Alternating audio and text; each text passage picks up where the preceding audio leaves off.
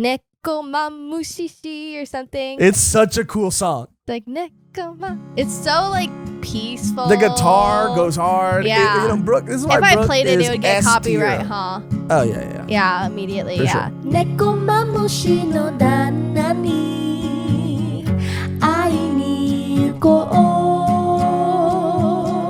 Nekomamushi no danna ni ai ni ikou. Nekomamushi no danna ni ai ni ikou. Nekomamushi no danna ni ai ni ikou. It's so hard for me to... No, it's not. It was bad. It was bad. Nekomamushi no danna ni ai ni ikou. Nekomamushi no danna ni. Hello and welcome back to another episode of Volume 1, the anime and manga podcast where we highlight and discuss new series each week. But today we are back again with more One Piece, which means that my name is Josh Pecoms the Mink Michaels. And today I am joined by the one, the only Mehgan Carrot Perrine! Woo! Yay! If you are just watching the audio version, or listening to, the audio, if you're just watching audio, if you're just listening to the audio version of this, you gotta know that it is very clear that one of us put far more into our cosplay than the other, and I don't want to say who. I went full Roger Rabbit today. Yeah, my devil fruit got awakened when I saw Carrot, okay? Thank you guys. What do you think that means, dude? This arc awoke things inside of me. Yeah. Inner furry. You can say it. It's okay. It's the same space. Thank you for tuning in to another episode of our One Piece series. Today we're going to be covering the Zou Arc. At least that's how I've been told it's pronounced. Zou. Let's fucking Zou! Let's Zou! I cussed in the beginning. I'm sorry. It's okay. Let's Zou! Today, that means that we're going to be covering chapters 802 through 824. We have a couple of highlighted comments to get to, but before that, I just want to get your general thoughts, Mehgan, on this arc. I mean, if you know me at all, if you don't, that makes sense. But if you do, you know I love me some animals, okay? And Yes. not in a weird, it's not weird. It's to each his own. But I just coming for the furries, dude. First the lollies, then the lollies furries. and the furries. No one is safe. No, I love animals, day to day. So this was such a treat. When I was first seeing these characters, I genuinely thought something else was up about them. But I was so happy to, find out what actually was going on. And it's probably one of my favorite arcs. Wow. Yeah. Really? I really enjoyed it. It was definitely just like the pacing was on point. Like all of the characters were entertaining. It was just so confined. And it had a lot of great reveals and great emotional moments. Great, like a little, like it's so small. It was like a little like villain. I mean, Jack was awesome. Like I genuinely felt scared That man's of a him. big villain. Yeah, that man's a big he's villain. big. He's huge. Some would say elephant size. He's a mammoth of a man. But I really did like it. I liked it a lot. I liked the lore. I just liked everything about it. I was genuinely surprised how much I was like falling in love with all of these characters and this like world and like their customs and it was great. I have to agree. This arc structurally was so perfect for me. And I think after Dressrosa, this is exactly what I needed. Yeah. Reveal on top of reveal, like you said, but just it being shorter, but also packing a punch. I mean, it had so much in terms of like the history, the things to expect going forward, directly things being directly affected from and by the events in Dressrosa. Like for the first time, like, I know there's still tons of One Piece left to go, not just in terms of Wano, but even after. Yeah. But it feels like for the first time at the end of this arc, we're really starting to see even a foggy outline of the finish line. Oh, you know yeah. what I mean? Yeah, for sure. And I just loved, I mean, I'm a sucker for like a lot of characters that haven't maybe they haven't met each other yet, or you've seen them connect with all of the Straw Hats on a different level. All of them coming into one place for the Reverie. That little portion of this arc was so fun. Seeing who's gonna be there. It's like the freaking Met Gala. Like it's the Met Gala it's the of Met One Gala Piece. of One Piece. And I was it just made me so pumped, and to see what decisions are going to be made and what they're going to talk about, because, it happens every 4 years. And like, if you really look at the timeline, like how much has changed in the past 4 years since Luffy has like started, messing stuff up, like straight up. So, I'm sure the Straw Hats will be a big part of the Reverie, and there'll be people that are advocating for them and people that are against them. Or just, I think more so, in my opinion, what it's going to be is things that have happened as a result of the Straw Hats. That is going to kind of, those waves are going to ripple down to or into the Reverie. Yes. And so while their names might get brought up, I think it's going to be sort of the events that they've caused or the situations that have happened because of them. You know what I mean? Like things like the Paramount War, things even like Fishman Island and Shirahoshi and her brothers being there. Yeah. Things like the dethroning of Doflamingo. Like a lot of these events are just going to feed into what I think a lot of people are going to be talking about at the Reverie. I'm so excited, but before we get even more into our general thoughts and excitement about this arc, we have 2 highlighted comments of the day. Today, we're going to get through them as quickly as possible, but the first highlighted comment comes from Yeti Cool Brother. Love that name. Yeti Cool Brother. So he says, the amnesia thing with Sabo isn't great, but there's a cool detail from an SBS that makes it at least interesting. So the word Sakazuki in Japanese is the name of a ritual that real-life Yakuza members do to become brothers, which involves sharing cups of sake like Ace, Sabo, and Luffy did. This is something we already knew and we're aware of, but thank you for pointing it out again.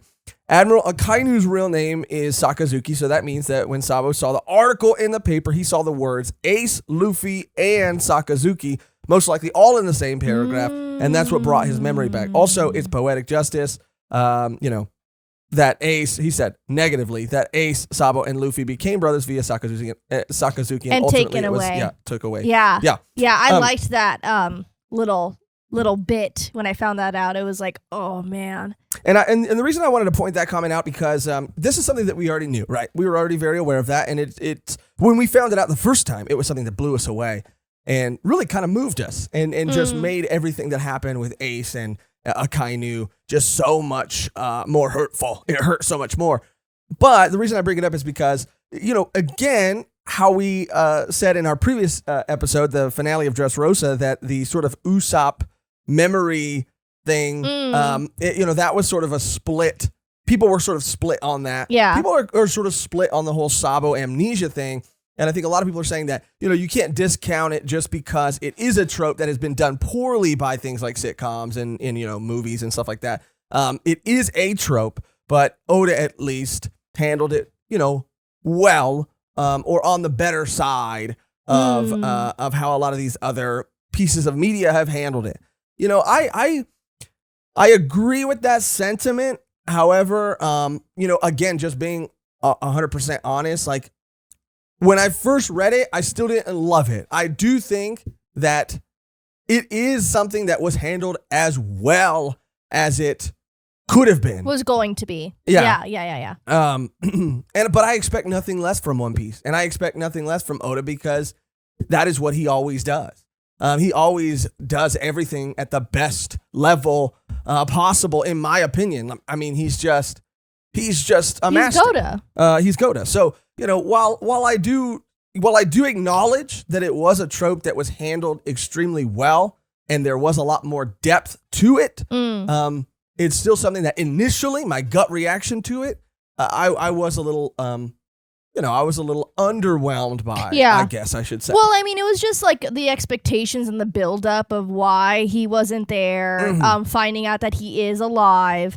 When is he going to come in? What is the story going to be? Like, I feel like just the whole buildup was definitely the letdown that we felt. And that's on us as readers. For sure. For sure. And it wasn't like,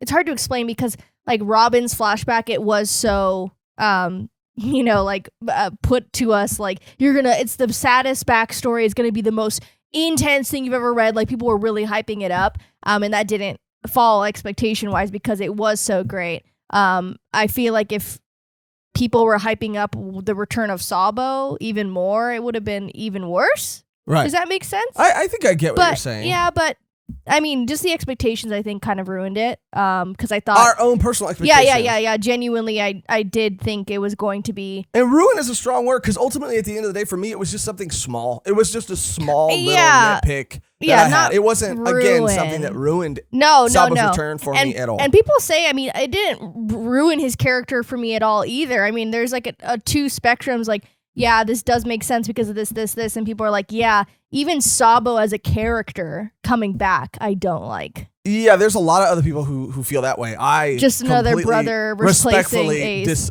disagree with that. I love Sabo, and I think that he is such a important and fun character in One Piece that I don't even want to imagine not existing. Yeah. That's our first highlighted comment. The second highlighted comment, this comes from Tyreek Smith, who says, "Awakening clarification with no spoilers. Love it. First line, nailed it.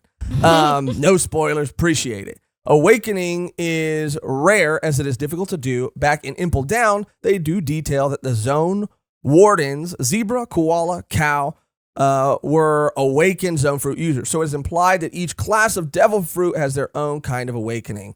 It's theorized, for example, that Monster Point could be Chopper's awakening, but under a different name. And that, of course, is a theory, but an interesting theory. And, of course, when we talked about the Doflamingo awakening, so, obviously there's Zone, there's Paramethea, and then there's Logia. And all of their awakenings are going to look different. And it might even be case by case. Each zone might get generally a certain type of ability awakened from their devil fruit, but it could differ slightly from zone to zone. And that could be the same with Paramethea. That could be the same with Logia. In my memory, and correct me if I'm wrong, but both Doflamingo and Luffy are Paramethea. So it would seem likely to me then that their awakening might be similar in terms of affecting the world around them. Yeah, but they might not. Yeah, they might not. It also might differ, but I just wanted to clear that up, and just let everybody know that we get it. We know now. We know now, and we get it. But thank you for these comments. Shout out both of you guys, and everybody else who commented on the previous video. We really appreciate it, and it helps us out in that algorithm a lot. But back to Zou. So, yeah. Reveal after reveal, this arc and its structure, like I said, after Dressrosa was perfect to me. I loved everything about it, and we get a lot of questions answered. It's just why I mentioned it feels like we're getting closer to the finish line than we ever have before. I wanted to talk about a couple things. I don't know if you noticed this, and there are things that I will talk more about when we get there, but there are a few, I don't have a lot of crazy theories, but I do have a few, and I think the theories that I do have all but been confirmed, especially by something that we see kind of at the end. I could be, way off base with that, but we'll find out when we get there.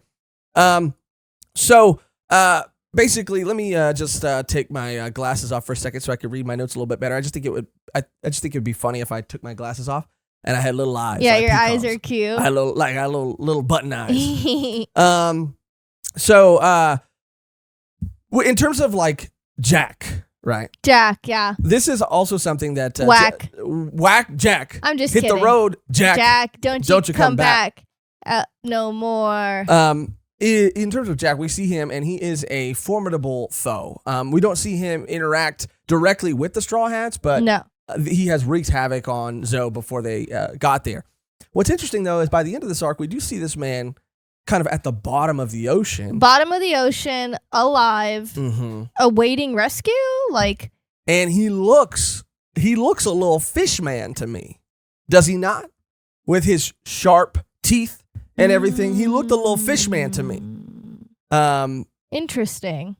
Which then, kind of goes into, now I understand that all devil fruit users are weakened. Seawater weakens them, obviously. And however, yeah, it seems like whenever someone like a Luffy especially, and maybe I would say a Chopper more than a Brook, but when they fall into the water, it seems like they're also not only getting weakened, but if they're in the ocean, they're drowning. Yeah. And this man is just chilling. He seems to be just chilling at the bottom of the ocean, powerless, waiting for someone to come get him, which would then play into like, okay, fishmen can't drown even if they are devil fruit users. And that's something that gets my imagination kind of going a little bit. That would be interesting.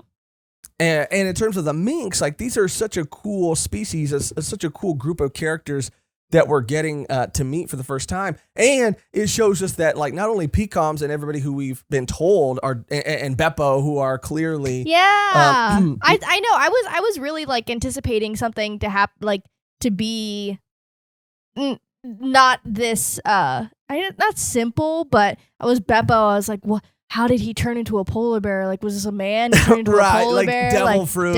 Yeah, something like that. And it was like, no, this is just his species. He's just like a talking animal, minxy, minxing it up. Yeah, I love them. I knew there. you would. I just wonder, right? What are the implications of the minks, right? Because we saw with other species like the fishmen and Fisherman Island, these are people that are at the receiving end of a lot of hate and a lot of racism. So they just get up like but no one minks, messes with them. I don't know what the deal with the mink. Like, I want to see how the rest of the world outside of the Samurai of Wano, and that specific clan who have a pact with them. I want to know if the rest of the world, if they feel any differently about them. It doesn't seem like anybody that we've met so far. Well, we were does. we were told like they don't like humans. Right. Like they probably said that like 4 times before the Straw Hats or Luffy was in the mix at all. So it is interesting how they, obviously because of what happened, they like liked them, right? With open arms and stuff. But it is interesting if it's like rare for one of their kind to like travel, because we only see Pecom, really, Beppo. That's really it. So it's like, is it rare for them to become like pirates and leave because they're just on Zou? And I feel like we've seen a couple more minks throughout the story as well. Again, we haven't really seen anything yet to imply that they're like hated or any racism, or even like like the celestial dragons like taking them. Right. Because it's like, oh, mermaids are so rare, like a minx would be rare too. Yeah, for sure. You think? Yeah, I'm sure there's people out there, some celestial dragons, some celestial freaking assholes who have mink slaves. Yeah, of course. Maybe the celestial dragons slaves. They're making minx coats. Oh God. Mink coats. Of course they are. Yeah, it's a coat that you just put on your body like a freaking jumpsuit. Yeah, it's already made. You don't got to do nothing to it. You just got to find a mink that's got a similar body type to you. Oh my God. And just take its fur. It's dark. That's super dark. Dark. I mean, I just want to say like the coolest island ever, and the implications of it is the implications of this island are so insane, because what's his name? The elephant? Yeah, his name is Zunesha. Zunesha? Mm-hmm. I don't think this fool willingly put this island on his back. Well, he didn't. He was a criminal. They said that. Oh, they said that? Yeah. When? Well, they said, at the very end of this arc, when Momonosuke said it right, and and Luffy are hearing the voice. Which is another. Come on, Liddy. These theories are all but confirmed. Okay. They say that the reason that he is walking, he was a criminal that was committed a criminal act long ago, and his punishment was to What? walk. And then How I think did I- Momonosuke says like, I want to know where you're going. Where are you How walking did to? I miss that? And that's why he needs the order versus like the Neptunians or the Sea Kings, whatever. yeah. They kind of act of their own free will, but he needs a command because he was charged or punished. Interesting. Mm-hmm. Yeah. God, he's scary. He scares me. And that's the thing, like, why is like number one, he like who punished him, number one, and we kind of assume what group of people did, but Momonosuke and Luffy are the ones that can both give him the order. Momonosuke is the one who does, but theoretically Luffy could give him the order too, to like, they are, they act as like, and I don't think it's just because they can hear him. Maybe that's a part of it, but I think that they are maybe tied to the group of people that initially gave him this sentence in the first place. I don't know. I mean, Go it is on. interesting that Luffy said to Momonosuke, like, you give the order, because I don't... What did he say? You talk to him? What was the exact line of dialogue? He goes... Because, I mean, it's maybe Luffy can hear him, but not talk to him.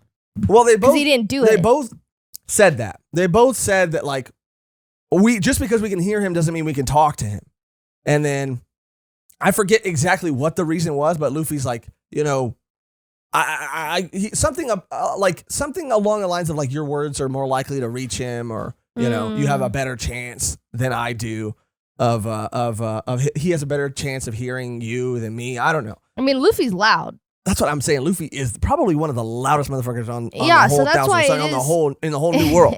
It is interesting that he gave him that order. I mean, maybe he was just trying to like have Momonosuke kind of like speak for himself, because we see that again in the arc where he goes like, I'm going to hear it from you, exactly. not I from think your that's associates. Maybe what that is. Yeah, but it was pretty crazy. I mean, we get told that it's like his dad, Odin, and also Goldie Roger had this ability. Mhm. So, And we found that out a long time ago. yeah. Via, I think, a poneglyph or something, or Mhm. maybe through Ray Lee. And the Poneglyphs.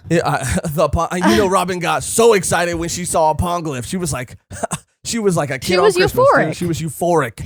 But we've heard that Goldie Roger had this ability in that he could hear. Again, there was hear the world, and there was a comment that we got a couple comments saying that the translation was a little different, but like he could hear the voice of all living things or something like that, or he could hear the world speaking, something along those lines. But yeah, something like that. And I just want to say too, Punk Hazard was kind of setting up because I feel like Zou, in terms of being an arc, is sort of like a setup arc. It is like really setting up. It's setting up Wano, and it's for sure setting up obviously Whole Cake Island. And I feel like Punk Hazard was setting up a lot of what was to come in Dressrosa, obviously, and it even is setting up Wano still kind of at the same time. But in terms of setup arcs, Zou is way sicker. Yeah, I know. Like way sicker. It reminded me, it gave me that feeling of like Thriller. I was just saying to you, like, damn, I miss Thriller Bark. Like, that was so fun. And like, people that's not their favorite arc, and I understand why. And this just gave me that type of feeling of like Thriller Bark, this like confined area with these like really distinct characters. Yeah. And a setup arc. It was just so much fun. And it definitely was a little darker than Thriller Bark. Thriller Bark was really goofy. Thriller Bark was a lot of fun. It was fun. Yeah. But I had fun in a different way here. I felt warm from the I don't know what their greeting is called. Oh, I wrote it down too. I'll be sure to say it a million times once I come across funny. it. I loved this arc. I thought it was so fun, and again, such a perfect place, and just makes the overall pacing of everything that we've been reading. It's like it fits so perfectly in the story. Yeah. So without further ado, let's start jumping through. Let's go. And going through, and let's Zou and start going through it a little bit more beat by beat. Again, we'll talk about more things as we go on, and hopefully there's nothing we forgot or forget to mention. If we do, as always, just let us know in the comments down below. Spoiler free, please. But I took some pretty extensive notes this time, so I feel pretty confident. So where we leave off, or where we open back up, is we see some hail falling on the crew, and they're on Barto's ship. Keep in mind, they're on Barto's ship, and they're having a hard time because they don't got a navigator. This was such a great moment. I love when Luffy acknowledges. I mean, he does from time to time. And you also know. But it is just so nice to see like Luffy, finds strengths, finds his negative, things that he's not strong in. He has his crew to make up for his lack of ability, and his lack of knowledge. So it is so fun and so like just nice to see him be like, oh, Nami, like, come save us. Like, hopefully, if only Nami was here, because he knows he can't do this. It's not like some arrogant captain that's like, I can do everything and rely on me for everything. Sure. Like, Luffy's the first one to be like, I don't know what to do. I can't do this. And we see that again with the Sanji thing when he can't cook for shit. Yeah. I find that so fun because he does rely so heavily on his crew to help him get through. Yeah, like a good captain should. Mm-hmm. I think this reminds me of just how hilarious this entire arc was. That comedy like never didn't land. And it was like start to finish, like solid. Great. And some of the bits were like the most random things that I've never really seen done quite this way in One Piece before. Like One Piece hasn't really had like this kind of humor sometimes, or certain characters haven't been, this funny to me. Mm-hmm. But I mean, the humor, oh my God, on Zou, it takes it to another level. Yeah. It really did. And here's another moment too, when they're on Bartolomeo's ship and, they're trying to figure out how to navigate, and they call, like, one of the crew members calls his grandma, and his grandma's like, telling him how to take the gum off the deck. And then you find out later that the only reason they're chewing all this gum is because they get seasick. I mean, this was like such a funny introduction. Yeah, they're like, we don't have a navigator. They're like, this is a new world, dude. Yeah, and he's like calling his grandma, dude. This was amazing. This made me love them and their crew so much more. And I said this on a community live that we had recently, but it was actually brought to my attention again in the manga, which was really amazing. Robin and Frankie are wearing matching tank tops. No one else is wearing tank tops like them. No one else is matching like them. They're both wearing matching tank tops. They both decided to wear matching clothes. And I don't want to hear anything from these Robin haters. I don't want to hear it because it's canon. I'm sorry. Like, Oda's just not saying it, but they're always together. They're always having fun. They're always laughing together. They're always having a great time. And they love each other, and they're married, okay? Like, sorry. They're married, yeah. I'm sorry. Like, I'm sorry. We got to come. Oh, Robin-in-law. Sorry, Mehgan. Robin-in-law is the way to go. And I'm like, no. Yeah. It is Robin? It's for Robin. It's Robin for life, and for this Robin just confirmed day. it. You have no idea. I agree. I mean, that kind of blew my mind. You have no idea. When I saw that and you pointed that out, my jaw dropped. We my saw jaw it in Film dropped. Gold, and we saw it here again. And we see it here again. Are you kidding me? God, they're so fucking cute. I just had to go off. Go off. Please go off. Another thing that we finally see and finally get revealed, and you guys in the comments got me questioning myself, okay?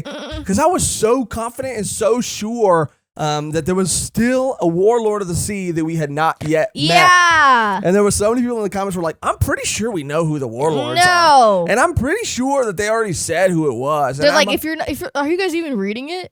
And you guys, there was so many of those comments that I was like, are you guys even reading the story? You guys really are not dumb. You can't figure out who the last Warlord is? And I was like, damn, I read it. I go back through it again, take notes. I like, how did I miss this? Turns out I didn't miss it.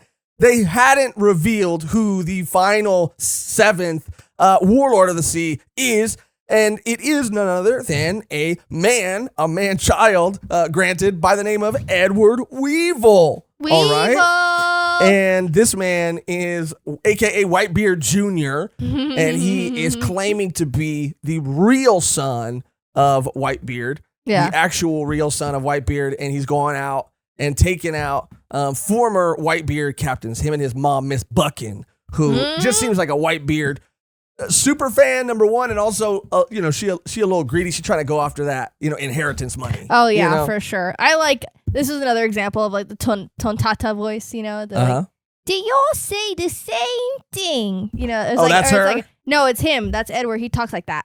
He talks like that? Yeah, he's like DEY. they all like. I picture him more like this. Like, No, he's they all say the same thing. Oh, yeah. They all say the same thing. They all say the same thing, Mama. And she's like, that I'm not the son of Whitebeard, but I am, Mama. and she's like, yeah, don't worry. We're going to get that inheritance money. Don't worry. She's like that. Yeah. She's a little older, you know. Don't worry, honey. We're going to get that dough. Okay, they say, oh, man. Yeah, they're funny. They're very funny, but we see Kizaru here for a second, and he's kind of getting the info about all these captains being taken out, and he's saying, don't even worry about it, dude, because this man possesses one significant source of value, and I think that value is his strength and his ruthlessness. And he does say that shit. And he does say he's taking like out these Whitebeard captains really strong. Yeah. Oh yeah. And we find out at the end of our little introduction to Whitebeard Jr., a.k.a. Edward Weevil, that it seems like they're going after Marco the Phoenix for sure. Mm-hmm. And he's might like missing. He's kind of like on the MIA. land. We find out that he had a little interaction with Blackbeard that he got whooped on pretty bad. Hopefully he didn't get his power taken, you know what I'm saying? That would be insane. But also they might try to use Luffy to get to Marco. That's what we're kind of finding out from that and from them. Then we cut to the gang arriving, the rest of the gang, I guess, arriving at Zou. And Zou, the reveal of Zou being on the back of an elephant that has been alive for 1,000 years. A millennium. This thing is gonna like give me straight nightmares. Like, it is. I really liked it a lot, dude. This is some fantasy scary. shit. This is some like. It's scary. I mean, it has like hollowed out eyes. Like, it can't see. Love like, if its legs are touching the bottom of the fucking seafloor. This thing is huge. Oh God! Like, even whales kind of creep me out. Like, anything in big in like water, like bodies of water. Like, yeah, agreed. It's very disturbing. Yeah, I'll never forget that little viral video of that like girl on the ocean, and then she hears like a woo, and then a giant whale. I'm like, that's a kaiju. I would shit my pants. That's a Neptunian in the ocean, in the real world. Dude, it must probably like shake your whole bones. The vibration of the sound, it shakes your whole body. Like, it's I can't Godzilla. even. I would cry. I mean, if people are like, "Oh, it's so beautiful," I'm like, I don't want to be where it's at. I don't want to. Nowhere near. Yeah, I shouldn't even be here. My question is this the biggest creature that we've seen in One Piece so far? Because there's a whole city on the back of it. Like, we've seen some giant creatures, huge creatures, but these creatures have been like, all we've had to, judge scale is like the Sunny or, maybe a city. Yeah. But this is a city this might be the biggest creature and the oldest creature that we have seen for sure. so far. I mean, we're going to definitely see ramifications with this creature. Like, it wasn't just introduced and that's the last time we're going to see it. I have a feeling that it's going to play some type of part later on, because if it's like the oldest creature that is like sentient and can like speak to Luffy and Momonosuke, like, this is a creature that's been around for before the void of the century. Like, he knows some shit and he's seen some shit. He knows some shit. And if we know the minks, they aren't snitches. No, they're loyal. They are to a fault sometimes, dude. They almost got they wiped out. They don't snitch. Okay? They don't. Yeah. It no way. DNA. Snitches get stitches and end up in ditches, and they don't do that shit. Oh my God, okay? I never heard that last part. Really? Maybe I have. You probably but yeah, they hold it down. They hold it down for real. This is already so interesting, and it leads me, further down the, no pun intended, rabbit hole of theories, because I'm thinking, we saw something similar by the end of this arc, and I know I'm getting a little ahead of myself here, but with Shirahoshi being able to talk to the kings of the sea, the Neptunians, and now Momonosuke and Luffy being able to talk to this ancient weapons, being able to speak to these things, like all of the the ancient weapons or their drivers or their pilots or whatever, like being able to have this ability to speak to these creatures that I think are going to play an instrumental part in these weapons. Oh yeah, for sure. It's all like all of the puzzle pieces are being put together. Yeah. Like, all of these things are happening all at the same time for a reason. Right.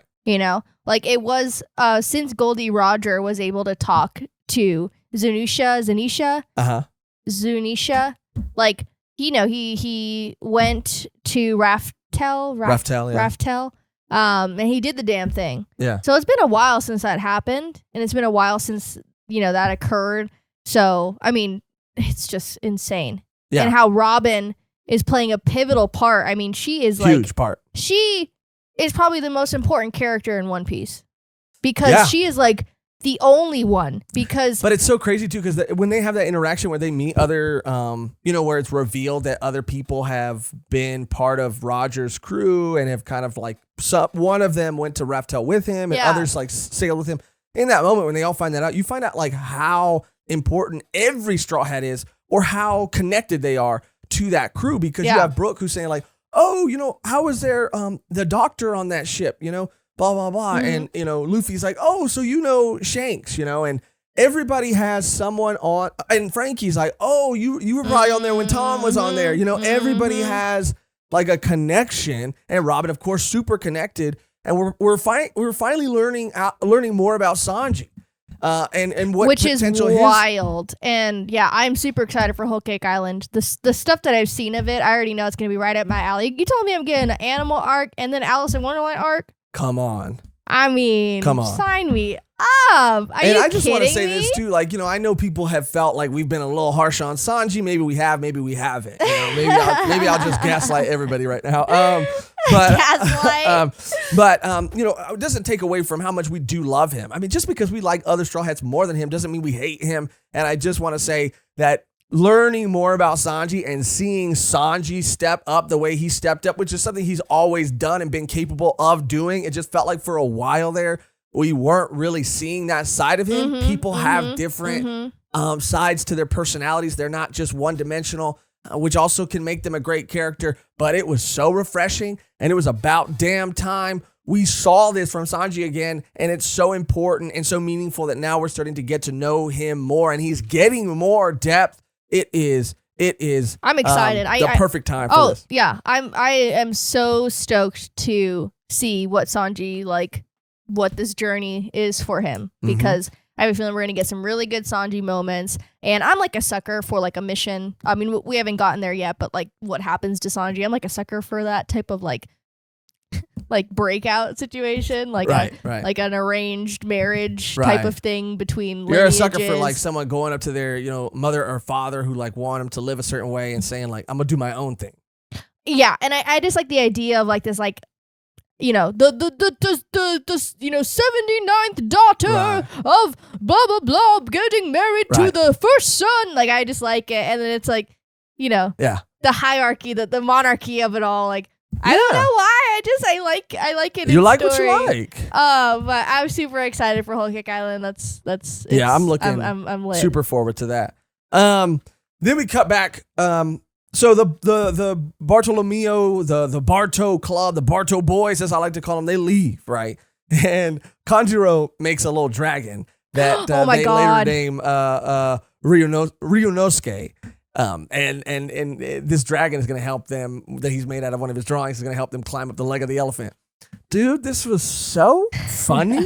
Like, it was so funny, and it wasn't even funny because of, like, the joke that, like, he can't draw well, so these things are just, they're suffering.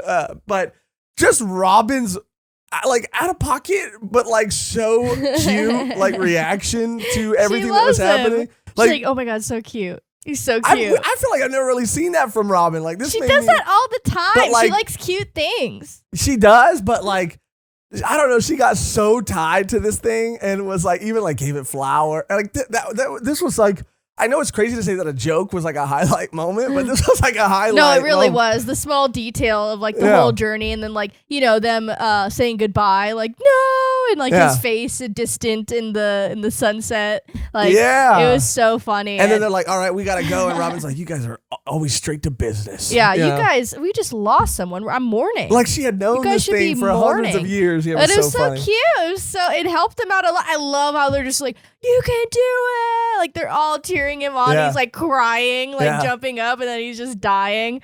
They're like, it's fucked up to even ask this thing to keep going because it's struggling. It was so cute, and I really like that part too. But another important thing that happens right around this time is we cut back to Koala, who is reporting to Dragon that the weapons from Dressrosa included a special kind of metal known as drunken iron ore.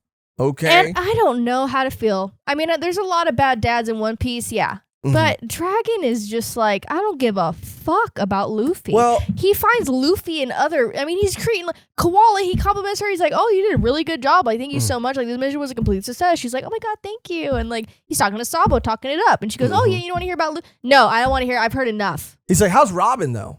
And she's like, she's cool, but what about Luffy? And he's like, I've heard enough. I don't care. I heard enough. Yeah, he's fine. I'm sure he's fine. And she's like, oh, you must have heard it from he's like, yeah. Sabo, I guess. Okay. Anyway, like, damn, But Dragon. the only reason I think that this is like, it's better than it might have been if it was just left at that. But later we see Luffy, and granted, of course, Luffy has a more valid reason to act this way or react this way. But later we see the same thing. Luffy do the same thing when he sees the newspaper, and finally, I think for the first time, sees his dad, which is wild, which is crazy. He's like, everybody else is like, aren't you like concerned about your dad? And he's like, no, honestly, no, I'm just worried about Sabo. So they both He's do like, that. where's Sabo? Granted, Luffy might have a little more legitimate reason for being like that. For real. But they both do it. They both don't give a fuck about each other. And I think Dragon does, obviously secretly, and I just, I know we're joking, but someone's going to say it. Dragon does, on some level, care because he saved Luffy. I mean, Luffy would be dead if Dragon wouldn't have come in and saved him. So he does care. And I mean, we get another round of SBS. Not SBS. The cover pages of when the bounties go up. I love this. It's a great way to like check in with these characters in all these different places to see them react to their like faves. Bounty up. Like we see Nami again, like Nami's picture. Yeah, I love this. Yeah, I love this. And it's like one of my favorite things. We've seen it before when their bounty went up that other time too. Yeah, and I just am obsessed. I loved. Oh my God, we see Usopp's like little crew, like they're growing up. They're like steadily like growing into like young men. I was like, oh my God, I'm like emotional. Yeah, it was so cool. Dragon also, by the way, is he tells Koala that he wants to gather all the revolutionary members around the world. This is huge. This is a big deal. That means to me that they're getting ready to move, or they're getting ready. Something's about to happen. Something is a coming. That is until we see something very, very sinister lurking in a crate in the shadows. We see Burgess is there, and he is kind of stowed away on their ship. He calls Blackbeard, and he tells him that he has found the revolutionary base. God damn it. Now, when I saw this and I read it, my heart literally sank because Blackbeard at this point seems to be an immovable force, and it's just a force of pure chaos. And no matter how strong Dragon and the revolutionaries are, it just wasn't looking good. We already heard what happened there. We find out later at the end what happened. And I'm sure they got out. Yeah, for sure. But I mean, I thought you said something sinister lurking in a circus tent. I was like, we do see that too, though. We see our boy Buggy for the first time in a long time. He's got big old pants on, huh? And that boy is huge, dude. Yeah, he's using stilts or something. He's overcompensating, I think, for sure what he's doing. For sure. Because we see his little crew, and he's like, oh, you want me to tell the boss that you guys are quitting?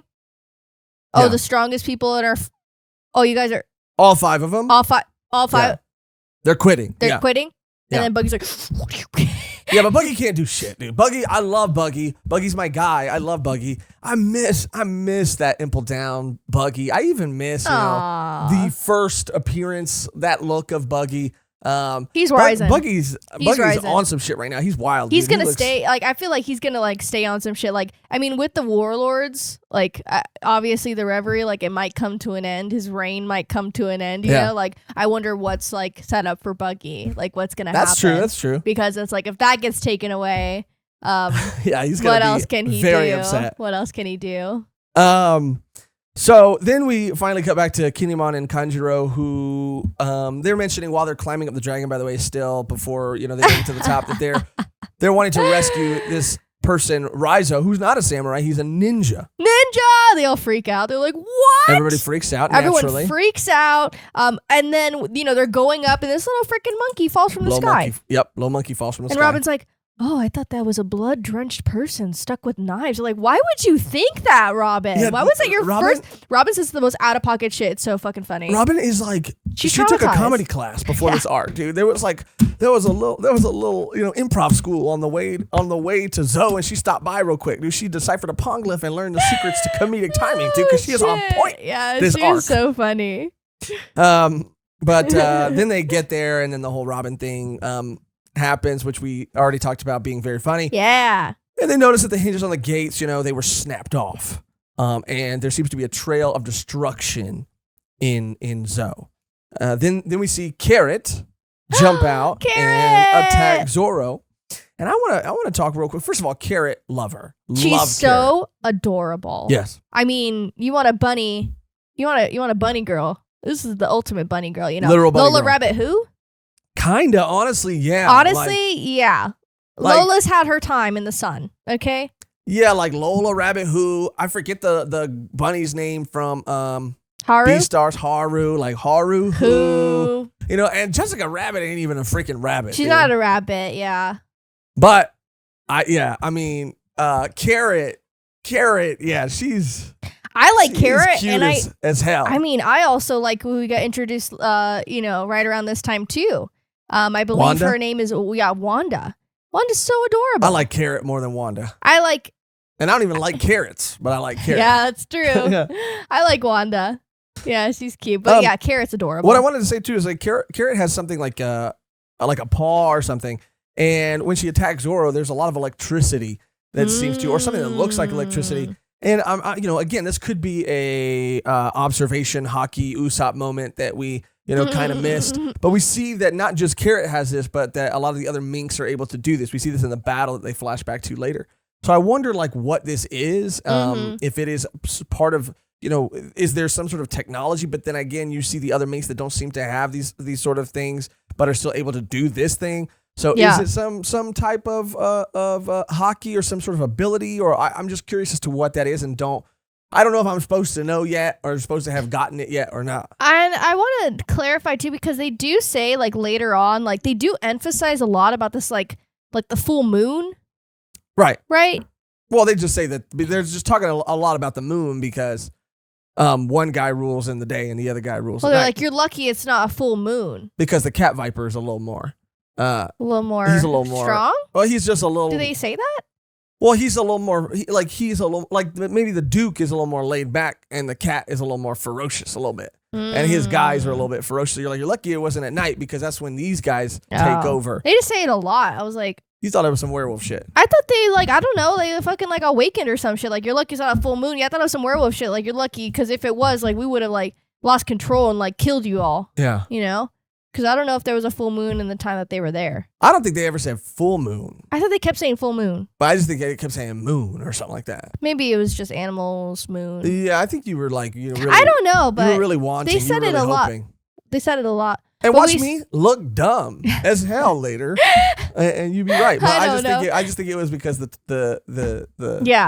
two guys ruling at two different times. And we see Wanda too in Nami's clothes, and it's like a wolf in sheep's clothing, more like dog in Nami's clothing. You wrote that down, huh? You went for the high five, like you said it, and then you put up a high five. I have to hype up myself. No one else is gonna do it. Damn, that's not true at all. I hype you up all the time. You as hell won't. You look great. Your Carrot cosplay might be top 3 One Piece cosplays of all time. You're killing it. You're rocking it. If you are listening to the audio version of this only, then you need to pop over to the video because Mehgan looks stunning. She has killed it once again. Hyping you up. There you go. Thank you so much. You're welcome. I shouldn't have to ask. You didn't ask. Anyway. On the Island of Choppers. No, they're different. They're definitely different. But I mean, Chopper can definitely just say he's a minx and lie. Yeah, Chopper can slide right in if he really wanted to. He can lie about his identity. And they're like, are you really? And he's like, oh, he's sweating. Yeah, he's sweating. He gets caught, Yeah. We did see Chopper take a little liking to another mink that had. Which also makes me I would think that he'd be. He's like an animal, or it's kind of weird that an animal would only be attracted to his kind of animal. You know what I'm saying? I don't know, Chopper. Wait, Chopper's just not a sexual being, Mehgan. I'm not saying that he's sexual. It was just interesting that the only one he kind of liked was the reindeer, and that's all I'll say. Everybody, he wants to protect everybody. He just got a little nervous, around this one, mink. Flustered him a little bit. And it wasn't like he was walking around so gross. I can see little Chopper over here walking around nasty. Stay inside. Nasty. Not gonna help you. Nasty. Yeah. Nasty. And they're like, Yeah. what did he say? You're a 2. You're a 2. You're a 2. You're a 1. You're a Zou 5. No, you're a Grand Line. You're a Grand Line 3, but you're a Zou 5. You're a Dressrosa 2, though. Yeah. Yeah. That'd be hilarious. That's funny. If I do like sunglasses, just like Yeah, walking yeah. around like. But when we meet Wanda, she says an interesting line. This was so clever again, too. Not only was it funny, but I really enjoyed just the way this was written. It was written really well, like extremely well. Because she said, meet me here where you will find your crew's corpse. Mm-hmm. And I was like, knowing that they're not dead, but knowing like, okay, how are you going to write yourself out of this one? And then it being revealed that she was talking about Brooke later was just like, that is so funny. That is so funny. I don't know. That just really got me for some reason. But we find out that it's Beppo's hometown from Law, and that Law has Beppo's Vivre card. Then Luffy, we cut to Luffy, who's kind of jumped ahead like he always does, and he's going head to head with the Guardians of the Forest. But they are ultimately calmed down when Wanda shows up, and Law and Luffy gets to meet some of Law's crew, and she kind of bribed him with like bananas and like a red cape and stuff because it was like a bull and a gorilla. And then that was a cool moment too, Luffy getting to meet up with all of them and him calling Law Traffy and then being like, that is not who our captain is. They're like, stop. Yeah. Say his name. Yeah. No, they're like, you're talking about a different person. Yeah, I thought they were just like being like, they're making a point. Like, we don't know who you're talking about. Maybe. And they're like, no, maybe they just didn't know. Yeah. Meanwhile, Robin's doing what Robin does best. She's walking around deducing shit. She's deducing that deduce floors or something like that. Deduce floors. Yeah, I know. She's over there deducing that the damage that has taken place in this kingdom has been super recent or was super recent. Yeah, she's like, tasting the soup. This is 2 weeks old. But it's still bomb. It's still bomb now. She took a little cup. Yeah. This is oaky. This is pedigree soup, Pedigree, like the dog food. yeah. Delicious. Wow. Yeah. You like dog food? Zou. I don't know. Come on. If you Zou, you Zou. All right. So this is when, we get the whole thing about the elephant watering its back twice a day, and it's using its trunk to spray seawater, high levels of seawater into the town. What was it called? I'm in Water 7. The Aqua Laguna. Yeah, Aqua Laguna. They're like, this is too much water. I was like, you guys were in the Aqua Laguna. Like, well, at least Frankie should be like, this ain't nothing. Yeah. Yeah, where I live. He had to deal with shit like that all the time. Yeah. And then we get Garchu is what they say. Garchu, yeah, I loved it. Yeah, I was like, where is it? Oh no, it's coming up. But just their whole interactions with everyone. Yeah, I love them. But here is when the gang is finally the almost entirety of the Straw Hats are reunited, all except for Sanji. And Nami hugs Luffy, and she's like, Luffy, I'm sorry. It's Sanji. It's Sanji, and he's like. And I'm invested. I love their outfits too. Yeah, when they look so cute. Chopper. She saw him laying on that big ass sheep. So adorable. It looks so cozy. Are you kidding me? It looked really cozy. It looked like I never would want to leave. And I didn't want to go too far down this rabbit hole. But later on, we find out that man is a pastor. He's a pastor, and that's canon in One Piece. So pastors are canon in One Piece, not priests. Pastors. Yeah. So if pastors are canon in One Piece, then it only will make sense that another pastor is canonically a pastor as well, and not just. And he could use the excuse like, I'm a pastor, yes, but I'm a sheep of the flock, just like you. Yeah, I'm a pastor that roams the pasture. I'm a sheep, just like you, following the Lord, following our shepherd. But I don't want to give this guy too much shine. I don't want to, because he's not like compared to Pastor Lucci. Excuse me. I know. But... So not going to his church. I mean, adorable. I love all of this. I love Chopper's new outfit. I love Nami's new fit. I mean, they really every arc usually they get a little the little dress change, and I Yeah. love that. So cute. Love it. But yeah, we finally get everyone together, and Sanji's just. I was like, Sanji's dead. He's Yeah, they really finally were implying died. that, like, damn, Sanji did not make it. Sanji did that not would have make been it. crazy. And I love that. Crazy disrespectful for it to happen. Like, if that did happen, for it to happen, like, off page, Oh, or, yeah. like, when they were not even there, like, mad disrespect. Yeah. But we find out what happens, and like I said, I'm so interested Mm-hmm. and needed this from Sanji. Mm-hmm. But Nami and Wanda kind of start to explain what happened, right? And we cut back to Jack the Drought of the Animal Kingdom Pirates, mind you. I don't know if we said that. He's a Kaido head. Also known as the lead performer, captain of the Mammoth, and another gentleman by the name of Sheepshead, who's the leader of the Gifters. Yeah, Now, leader of the Yeah, Gifters. Gifters I think is going to be very important. Mm-hmm. Same. They showed up to Zou looking for some samurai from Wano, and I think they were specifically looking for Raizo. They knew him by Yes. name, and they were there to look for him. But the Pleasures and the Gifters seem to be two factions or two, parts of this army. Mm-hmm. The Pleasures look, pretty humanoid for the most part, but the Gifters, they kind of look like these mutilated animal hybrids. Yeah. And I obviously can only assume that these are the people who ate the smile. But, I imagine that maybe they'd be more, it was the one, Caesar was maybe basing his smile fruits off of the Vegapunk fruit. And we know, Caesar, he's a wannabe, he's diet Vegapunk, Yeah, Diet Dr. Vegapunk.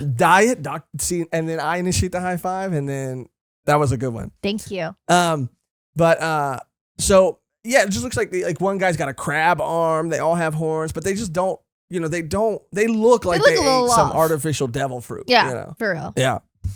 And then we kind of meet some more characters. Every character we meet this arc is so funny and so fun. I'm Oh gonna my butcher gosh. this one's name here, but Shishalane Shishalane. of the Dogstorm Musketeers. I love it too. I love their, all of them are like hanging out, explaining the story, and they're like, drink this, like it's really good, it's some wine, and Zoro's like, yeah, I'll drink it if you quit freaking frolicking around me. Yeah. And they're like all rubbing up on him, just Yeah. like cuddling with him, and I was like, wow, so cute. Yeah. Oh god. And But- even like we get that moment too where Luffy, or I forget who, was like, you're worried about Sanji, huh? Oh yeah, And Zoro's Luffy's talking like- to Zoro. Yeah, Zoro's like, Zoro's no. like, hell no. He's like, hell no, I don't care. But the story of what's happening is kind of being broken up as they're going to meet Duke Dogstorm. Then we find out that, Jake the Drought was there. The Mammoth was there because he was trying to find this ninja. They wouldn't.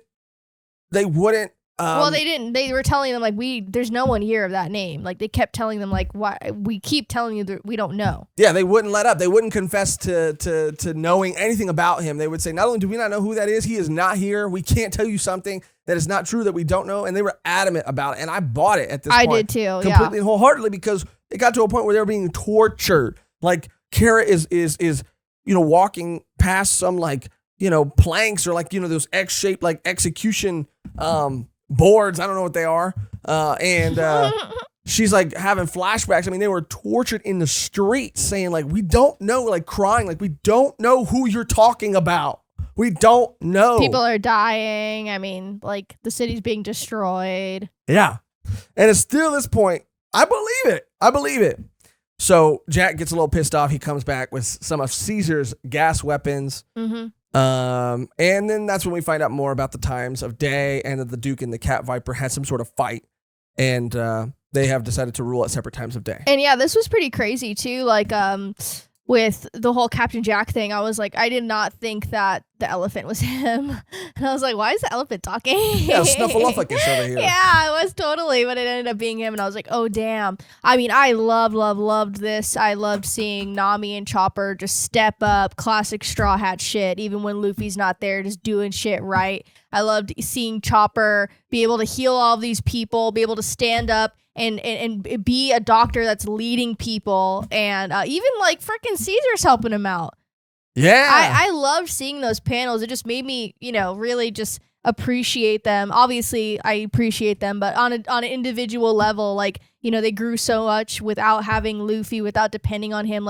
They're just amazing. And, just in case we haven't mentioned it yet, Jack is the guy that was going after Doflamingo, and we have also learned that he was unsuccessful in freeing Doflamingo. Yes. And that the papers have reported him dead. Now, the papers in One Piece are notorious for lying. They lie. The government lies. That's what they do best. That's the only thing they do. So the people of Zou believe like this man is not dead, but also I don't know. Maybe he did save Doflamingo, and the papers are just like I don't believe anything it says. No, but I don't believe anything until I see it. Exactly. And I'm also, something happened between these two, and I don't think we ever find out exactly what happened between these two. But I think it was something that happened on. I think it was said that it was something that happened on Goldie Roger's ship, because when they got back, they were button heads, but they were best of friends. Mm-hmm. We also find out Jack's bounty, by the way, is a billion berries. Billion berries. And this man works underneath Kaido.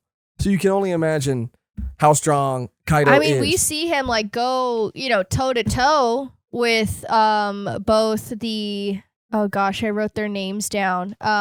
Dog, Cat, King, the Dukedom. Well, the Duke, the Duke Dogstorm, man, he put up a fight. He stopped the trunk, man.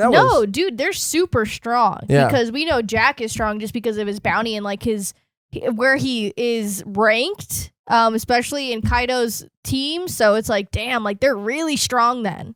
Yeah. And that was crazy too, watching them. I mean, they are really, really strong, and it seems like minks are definitely people you want on your side. They are known for being very proficient in battle and having strength, but they still ultimately got wrecked. Yeah, freaking Carrot's jump was sick. Oh yeah, dude, the stratosphere. She broke the glass ceiling. Yeah.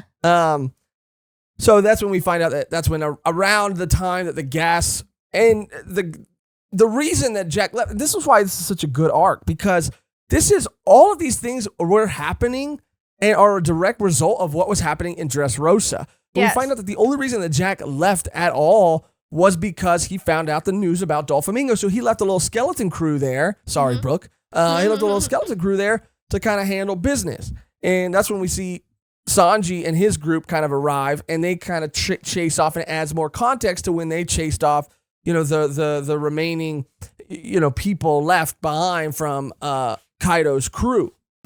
But not only and like you said, that's when we get that montage of them helping and even forcing Caesar to help, which was great. Love seeing Chopper be a doctor, and be like a great doctor. But they aren't the only people that are there. One thing that they didn't take into consideration was after fleeing from Big Mom's ship, because we also got to see them flee from Big Mom's ship. What they didn't take into consideration is that there was a mink on board that ship who knew exactly where they were going and how to get there. You know him, you love him, Pecoms himself. Pecoms. And Pecoms doesn't show up alone. He shows up with Capone, who has tied himself to the Big Mom pirate crew. This is also a member of the Worst Generation. Not one of them. I mean, definitely went up the ranks a little bit in terms of like totally. I just wasn't sold on his character design at first and really didn't know much about him. Really? Now I know a little bit more about him, and I like him more, even if he is kind of like a bad person or an antagonist of sorts. Dude, his ability is sick. It really is. It's insane. It's absolutely insane. It really is. And now I like him a lot more than I did. But he is also a member of the Worst Generation. So they show up, and Pecoms gets there, and he's like very grateful to the Straw Hats for helping. They helped save his home world. Yeah. His hometown. He immediately flips. I mean, he's like, we'll figure it out. I'll lie to Big Mom. I don't care. Yeah. He's like, we'll figure it out. Don't worry about it. Like, you guys, this is amazing. And everyone's like, oh my gosh, Pecom, like, how you been? Blah, blah, blah. He's just like so grateful for them. And, Capone's like, no, that's what we're not going to do. Because Big Mom, I mean, it's like Big Mom and Kaido, like, they are emperors and they are strong as shit. And Big Mom, freaking everyone's talking about Big Mom, like if you tell her no, she'll send a head of your loved one in the freaking mail to you, like some mob shit. She's a mobster, and that's why Capone likes her so much. Of course, he's like, I respect Big Mom. He's like, you're telling me Big Mom becomes You really let me down, Becomes. Becomes, Big I thought we Mom. had something going on here. I thought we had Theo Becomes. Big Mom's not gonna be happy with you. That's Capone. It's not gonna be my family members Yeah, head in yeah, that yeah, box. yeah. It's gonna be yours. We're here for the Vince smoke. Yeah. Becomes. Smoke. It's good. That was really good. Yeah. But I just want to say this too. In the manga, Capone, Becomes is grateful on his knees. Thank you. Capone's like, you're letting personal feelings get in the way of business, and he blasts him. In the anime, that boy Capone opens Oh fire. my god. In the manga, it looked like to me, Just like a shot. He was like, bam, Yeah. bam, bam, But in the manga, It's like, this was like, and Becomes was like, ah. you like that? This is from Big Mom Becomes. Yeah. I was like, holy shit, they really dialed that up. And Capone, he kind of tells Sanji about Big Mom's tea party. He takes him to Castle fruit, by the way, like Mehgan said. Castle fruit. Lit. Like what? So lit. I thought this man just had little miniature versions of himself in there, but it's his whole crew. They can exist inside of his castle, and he's in control of everything. It's like his domain in there. He can it's a whole other world inside that man. And that is so cool. He's on some Osmosis Jones shit. He really is, dude. He's got a whole little factory in there, it seems like. Mm-hmm. And so he pulls them all in there, and he tells them about Big Mom's tea party, which is a wedding, and that Sanji of the Vinsmoke family, the third son of the Vinsmoke family, is going to get married to Charlotte, a.k.a. Big Mom's daughter. Charlotte Pudding. Charlotte Pudding Charlotte. Charlotte I think the Pudding. last name is... I don't know if the first name... Yeah, the last name is First name Mom. Big, last name Mom. But yeah. This is when we meet The 35th daughter. the 35th which is daughter. Crazy. Does that mean that she's the 35th daughter in their lineage, or that Big Mom has had 35 kids? That's why she's so big. And does Sanji, is that like the third Vinsmoke son? Like, is his dad technically was a Vinsmoke son of his dad, or does that mean Sanji has 3 brothers? I don't know. Mm-hmm. Or 2 other brothers. That's what I'm thinking. And because it is like, like we're going to get Big Mom's family. We're going to see all of Big Mom's family. Like, it would only make sense that the Vinsmokes would be at the wedding. And maybe that girl from Thriller Bark was one of her other daughters. Maybe. Wait, who? I forget her name. The warthog. Oh, gosh. Maybe. I'm just saying. I just said her name, too, because I saw her recently. Penelope. No. I'm thinking about the You said movie. that so I'm thinking confidently. about the movie. Don't think about it too much. Don't worry Dang about it too it. much. I'll remember. Everybody, I believe, knows who we are talking about. She was the one from Thriller Bark who even taught Luffy and the Straw Hats about Vivid cards and all that. And gave him, I think, And Ace, she Ace said, like, gave if you him- see, on the sea, say hi to my mom. Yeah, Ace gave them the first Vivid card, but they didn't really know what it was, I guess, or Luffy didn't really think about it. And then she's the one who kind of explained it at the end of Thriller Bark. But then we meet Vito, the Phantom Gun, who whispers something in Sanji's ear. And all of a sudden... Shakes him down. And all of a sudden, Sanji's like, how did you know that? And I loved this too, by the way. He said, how did you know that? And Capone goes, that's what real power is. Like, we know things. Like power isn't just, fisticuffs, devil fruits. It's Power knowledge. is knowledge, information. Exactly. And that was some real mobster shit right there. Exactly. And Sanji's like, all right, give me a pen and paper. He changes his tune real quick and writes a letter.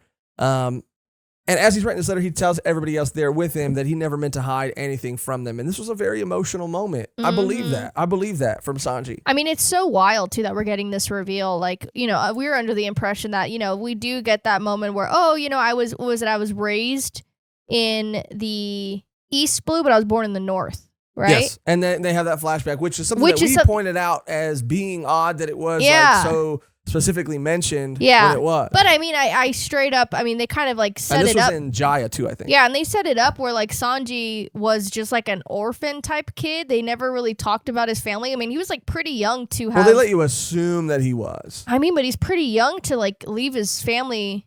I mean, he got cast away. I mean, Sabo but he kind of never did the left same back. thing. Yeah, he never went back, and they never really we never like see any conflict. Like, was he dealing with this the whole time? Were they trying to reach out to him? Was this like a planned thing from the beginning? Well, yeah, that's the thing. Like, Sabo did the same thing. He ran away at a very young age, kind of denounced his family and went off to do his own thing. Sanji, very much did the same thing, and I'm assuming very much did the same thing. And we learned a little bit more about the Vinsmoke family, but it is curious that everybody who is there, Brooke and Nami, who were there, are like, man, how did he get? Did his family? Because in order to go from where he was born to where he ended up in the East Blue, he would have had to cross the red line. Yeah. Did he do that on his own? Was he with his family when they crossed and then he jumped ship? It's a journey. It's a journey. It's a journey. So they're kind of wondering and kind of freaking out a little bit about all that. But he tells them that he didn't mean to hide anything from them. That this is my problem, and that he will be back. And he wrote a letter. And on his letter it says, "I'm gonna meet a woman. I'll be back. I'm going to meet a woman. I'll be back." And Luffy's just like, okay, he'll be back. And everybody's like, "No, he's not coming back." And he's like, he said he would. Which like, was he like has me too. he has no intentions of coming back. I'm like, he just said he was He gonna said be he back. will be back. And everybody's like, no, you don't get it. He's Read not through the coming lines. back. And I'm like, okay, so he's lying? Like, And he's like, the only way to figure this out is just to go ask Sanji himself what's going on. for real. Which is what I love about Luffy. Let's get it from the source. I also want to mention this too. This is not really a huge story moment, but is something that we both went back and had to watch the anime for, because this is around the time too when they've all met Duke Dogstorm, but now they go to meet Cat Viper. Oh, dang it! And Brooke's song. They play. You know what's Brooke so plays funny? a song. As I was getting ready today, I told myself to play it on repeat so I can be able to emulate it on the episode. And I'm so sorry. It's like Neko Mamushishi or something. It's such a cool song. It ain't no bang sake, but it's a cool ass song. Like Neko Ma. It's so like peaceful. The guitar goes hard. Yeah. Brooke. This is why if I Brooke played it, is it would get S tier. copyright, huh? Oh yeah. Yeah, immediately. For yeah. sure. Just know that we heard it and we loved it. And I'm sorry we can't. And if sing you've only read the manga and for whatever reason haven't and remember this and haven't seen the anime, go back and watch it. It's so fun. It's so fun, so amazing. And they're like, oh my God, is he actually like that? Because they're on their way to meet him. And he's like, no, it's just like a character Yeah, that song. was again I hilarious. just made it up. I was like, oh my gosh. This is when we kind of cut back to present day, and now everybody's kind of on the same page. And Zoro's being, he's being tough. He's saying that, we're on the course that we're on, and that course cannot currently be changed. Like He's making a point though, Yeah, he is. He's like, we were started in Punk Hazard, then it went to Dressrosa. Now we're here. Like Kaido, like we can't defer or detour because from he's coming our for current us. course. Yeah, and Luffy's like, nah, you can go to Wano and you could go do whatever, but I gotta go. I gotta take a detour. I have to. Yeah, I have to. This is where we find out more about the Vinsmokes from PCOMs, because they go to kind of interrogate him a little bit. He's like, do you know what this means? He takes off his glasses and he's like, oh, you're kind of cute. Your eyes are so cute. PCOM tells them that Sanji's dad specifically is a very famous man in the underworld, and the Vinsmoke are a family of killers. They also mention Germa 66 and the Warmongers. Mm-hmm. So to me, this means that, I believe that Sanji's family, this also might be a direct result of the events of Dressrosa. Because if they were huge in the underworld, Doflamingo is huge in the underworld too. And so I think, with the Warmongers and Germa 66, killers need weapons. Like, I don't know. I think with the fall of Dressrosa, and also, I mean, like, the weapons and stuff, like you said, gaining power in different places, because that's what they do in, royalty too. To heighten their power, they'll have, a princess and a prince from two different families team up. Maybe the Vinsmokes are trying to become more relevant again. Well, I think and it be could on be Big as simple. Mom's side. It could be as simple as now the Vinsmokes have lost a lot of their connections, or whatever. Maybe they were had a direct source to some of these weapons, and they were the people in their area, the family in their area that was dispersing these, selling these, whatever that you went to for these things. Now, with the fall of Doflamingo, they don't have that, so they're trying to ally themselves with someone who is powerful, with another powerful person who can maybe give them access to things, so that so that their business could continue to thrive in the underworld, But I do think that like what happened in Dressrosa, this whole Sanji situation might be a direct sort of kind of consequence for the events of Dressrosa because of the things that happen. And I don't know if it happens. Oh no, it happens a little bit later, but we're going to find out more about German 66, I'm sure, and the Warmongers. But again, like we said, Luffy, of course, being Luffy, the man we love, says he's going to go get Sanji because what Peacons does tell him is that, this marriage isn't going to tie you in any way to Big Mom, but it is going to mean that Sanji's not going to be part of your crew anymore. And Luffy's not going to stand for that at all.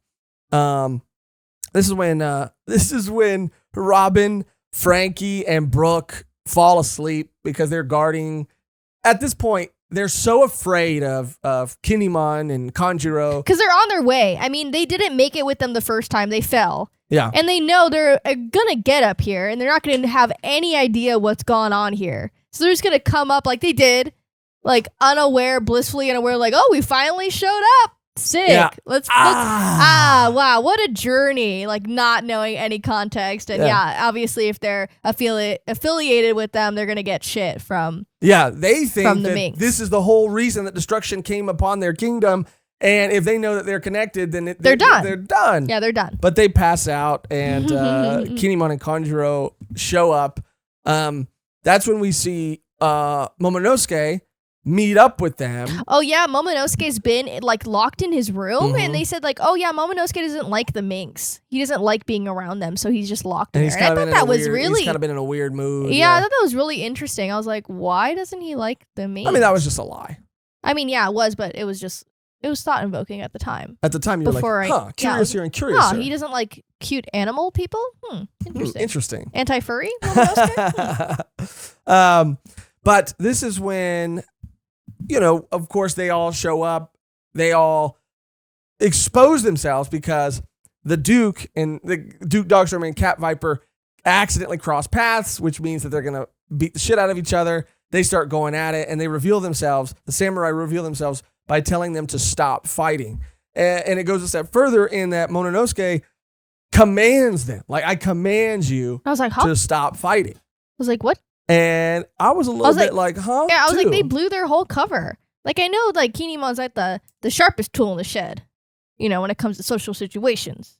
Yes. But I was like, damn, really, fool? Like, you just straight up put everyone at risk. But he mentions his clan, the Kozuki clan, and once they revealed themselves, and again, I fell for this shit hook, line, and sinker. There was not a moment when I thought that Raizo, the samurai, was actually there. No. But not only do these two powerful beings stop fighting and listen to Momonosuke, but they also reveal themselves to actually be keeping Raizo safe and saying that he is safe and he is well and he is there. This was one of the biggest face cracks I've ever had in One Piece. I was like Luffy. I was like Enel and Naru's Luffy Sabo face. I was like, Perilla face. No, for real. It was very Sugar face. It was very like emotional because they went through all of that for all of that torture and all of their people like getting annihilated and shit, and their like whole like city being destroyed because they were just holding it down for this group of people that they have this alignment with and they have this past with, and all of them were in agreement. Sometimes usually when you have like a town or like a society, there's a couple people that will choose themselves over the greater good, or what everyone else says, but they all stuck it out. Even the children, like, I mean, they could fight back too, which was so sick to see at that time. But like, oh my gosh, it was so crazy. Like Nami was tearing up. Like they were like, wow, really? Like, yeah. I mean, a little part of them was just like, wow, really? Like, really, you guys? But like you said, they were unified in that. Unified, powerful. Like completely unified, so powerful. Fishman Island can't even do that shit, okay? Yeah. And that's when Momonosuke reveals himself to be and I'm going to say this word wrong, I apologize, but the daimyo of Kudo Wano, heir. He's the heir, basically, to the Kozuki clan. Like what? Momonosuke, the son of Odin. We find out that Kinemon and Momonosuke aren't even father and son. Which was kind of sad, yeah. It kind of saddened me a little bit, but it's okay. Yeah. son of Odin, and I'm assuming that Wano is made up of multiple clans, right? That the Kozuki clan is a clan of Wano, but it seems like Odin definitely was like the ruler, the leader of that clan, but it seemed like he had a lot of influence over Wano. Yeah. All of Wano. Maybe that's who he was. I don't know exactly. I don't know exactly the inner workings of Wano at this point. But this is a huge face crack reveal too. Like, we knew Momonosuke was important, and I have a feeling that, especially with what we get at the end of this arc, that he's way more important than even he knows he is. Oh, yeah. For sure. This was crazy. But that's when they all go to see Raizo of the Mist. I love that too. I was just really quick, like Nami's reaction to finding out that Momonosuke is like a ruler and a king. She's like trying to butter him up. She's like, I wonder if your dad has like a palace with money, and they're like, how dare you? So funny. But and yeah, this they is go funny see- too when they go find him and he's doing ninja stuff for them. Yeah, he's like, can you do smoke screens? Can you do this? Can you do that? He's like, those are party tricks. Ninjas don't actually do that. Those are all, stereotypes. Disrespectful. They're all disappointed. They're like touching the floor, and then he starts doing every trick in the book. And Frankie does this cool thing. Hold on, let me put a little Frankie shades on right now too, because he calls him Shades and Frankie Shades. He kind of looks and he goes, all men love ninja. Yeah, all men love ninja. And then he's ninja. like, wow, you're getting me emotional. Like, I'm blushing. Yeah. They're just like, super not funny what I moment. expected. Like, they see him and they're like, not. The whole crew's like, whoa, this is not. You are not. Because he was bricked up. His little proportions. Bricked up, He was a boxy guy. But what is really crazy about this moment is he is tied to a ponglyph that's not your normal, not your average, not your daddy, not your mommy's ponglyph. Not your mommy's ponglyph. This is a road ponglyph in red. Road ponglyph that Robin reads and learns is a ponglyph that is designed to identify the location of the final island, Raftel. This is insane. Like, this is so insane. This is it. This is the new world shit. And that this is the new world shit. And there are 4 of these things that we find out. One of the location of one of them is still unknown, but there's one there, and the other 2 are with Kaido and Big Mom. They have these road ponglyphs there. Perfect. And they're on their way there. They're on their way. It seems like their paths are crossing with both of them. And if you have all 4, they don't tell you the exact location of Raftel, but if you have all 4, you can deduce by the coordinates on each of them. It'll lead you in the center should be Raftel. So this is huge. This is huge, and insane. All they have to do too is make a copy. It's not like they got to steal these ponglyphs. They just got to make a little copy of them. And Raftel, the final island, the possible location, although I don't necessarily believe it is, but the possible location of the One Piece. Yeah. But also for sure, this is it. Like, this is the final island. This is the only person to have made it this far is Goldie Roger, the King of the Pirates. And Odin went with him there. Momonosuke's dad went with him there. I mean, this is like, after this reveal, after the Momonosuke reveal, it was like boom, boom, boom, boom, boom, boom, boom, boom, boom. Yeah. This is probably, again, like, it's probably one of my favorite arcs. Yeah. And there was an awesome and a beautiful moment between Robin and the crew when I think it was like, it was Duke or Cat Viper who says, like, there's going to come a time where people are going to want to know the truth and they're going to come after you, Robin. She's like, nothing new, dude. Yeah, but now it's going to be like, it's not going to be worse. warlords, it's going to be emperors, it's going to be really powerful people. And she's like, I got my crew, and they all kind of stand up for her, and they're like, I wish they would come after my girl Robin. They did that before, too, when they were complimenting Chopper and Nami for, like, their work. They're wow, that was so cool that you did that. And they're like, yeah. Chopper's like, ah. Yeah. Not only that, though, I'm telling you, reveal after reveal after reveal, but back to the ponglyphs, we find out that the Kozuki clan are the ones that created these things. Yep. It all links back to Wano. Everything is linked back to Wano. And it's so significant then that Wano's borders are closed. Wano is closed off from the rest of the world, yet Wano seems to hold all of this information about all of these things. These ponglyphs, they were the one who carved these things. Yeah, it was the ancestors of Kinemon and Kanjuro and Momonosuke, but their people are carving ponglyphs. Like, we know the people who did it. Like, this is crazy. Yeah. Crazy. Yeah, not just having this, like, This unknown. Like no one knows who carved them. We know who they are, and we know that Wano is like very significantly tied to everything. And the fact that that's where they're going, that's where they're on their way to. On their way. And they know the location of these other two red, road poneglyphs, like, is absolutely crazy. That's where we find out again. Like I already said, Odin rode with Roger the Raftel, and they learned the secrets of the world. And when he returned from this place, his final wishes, his last words were open Wano's borders. And we find out that he was taken out by Kaido. Kaido took him out. And Kaido is now held up in Wano. And, because he's probably holding on to, guarding, protecting, wanting to keep people from discovering, I don't know, anything. Giving anybody the upper hand. This was all like insane, absolutely insane. And it's like literally, every reveal or like boom, boom, boom. Like you said, it was just like so satisfying, and it does make so much sense. It makes so much sense. And we find out that then the Minks and the samurai ask Luffy for help in defeating Kaido. And that's where Luffy has a very Luffy moment where he's like, no. And they're like, what? Why? And, he reacted, pretty aggressively to finding out that Momonosuke was this heir.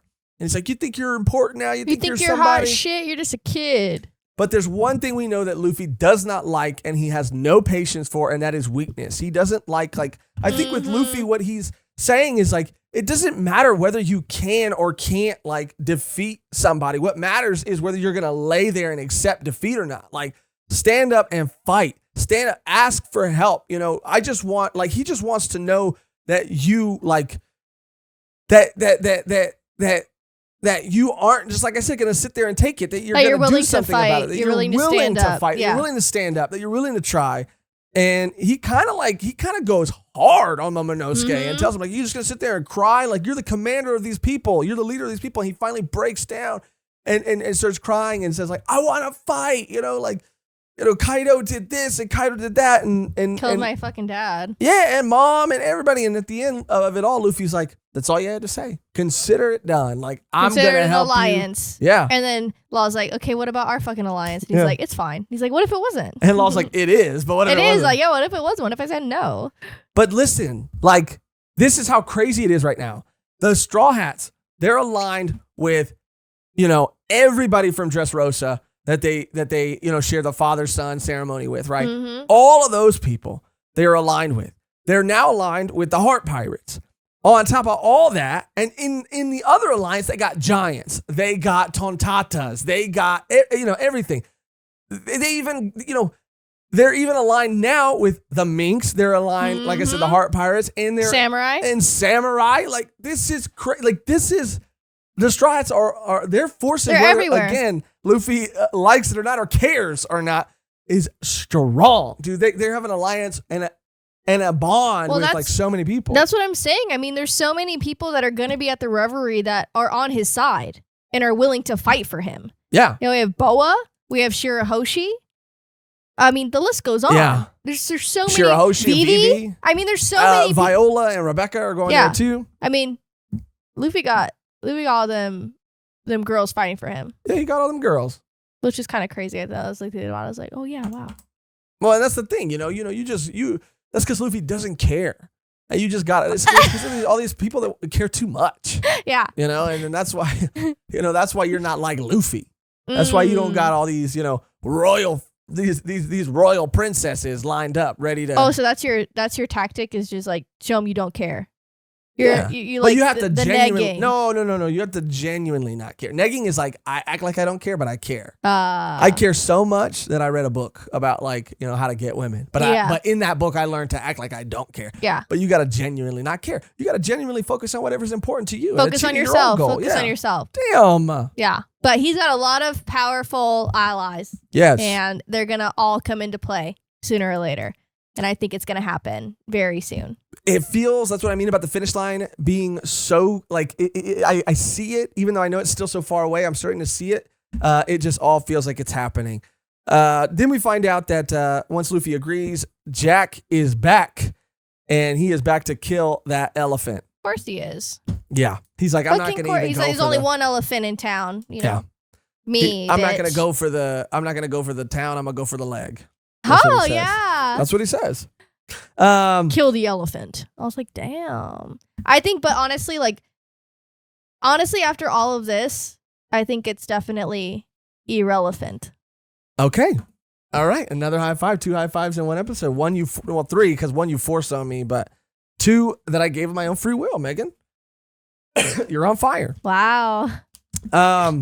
So then we cut back really quickly. And again, we already talked about this, so I'm going to breeze through this. We found out that the Duke and Viper also rode with Roger, but they didn't go to Raftel. And they rode with Whitebeard for a while too, which is significant. Again, we already talked about the Straw Hats' connection to Roger's crew, how all of them seem to be connected significantly to someone on Roger's crew. I think there's a lot of purpose in that, obviously. And then there's a moment where the Duke assures Nami they're on the right path. Because Nami, for a second, is like, we're not following the log pose anymore. He's like, trust me, the log pose, it gets to a point where you're going to find this out, and it's going to lead you here and there. But you guys kind of already figured it out. So trust me, you're still on the right path. You got this. And Cat Viper says to everybody that he's going to go look for Marco the Phoenix. Yes. That's what he's going to be kind of off doing. Then we hear the rumbling because Jack is attacking the elephant again. It's the rumble. It's the rumble. It's the rumbling. It's the Agua Laguna. Yeah. It's everything, and their entire civilization is like a huge earthquake. And that's when Luffy and Momonosuke hear a blaringly loud noise, a voice in their head. It's the voice of the elephant saying, "If you are there, give me the order." The Elefante. The Elefante, like you said. Say it. Give me the order. Say my name 3 times. Say my name. Give me the order. Damn. And they're like, And they're like, Mehgan loves that. Yeah, but again, we've seen Luffy, and this is, again, it is very similar to what happened with Shirahoshi. Yeah. Luffy being part of that prophecy, I'm assuming they were talking about Luffy in that prophecy from Fishman Island. But, yeah, they basically showed his ass. I mean, yeah, but that could have been misleading. Could have been.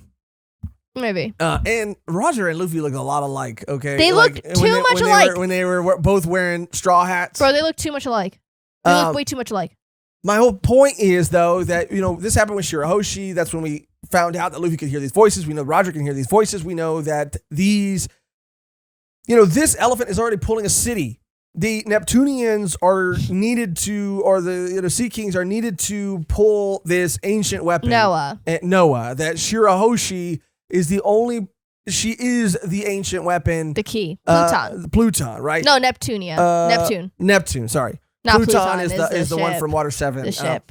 Again, I do think that all of these ancient weapons, and I could be so wrong and so off the mark, but all of these ancient weapons need a person, right? There's 3 ancient weapons, right?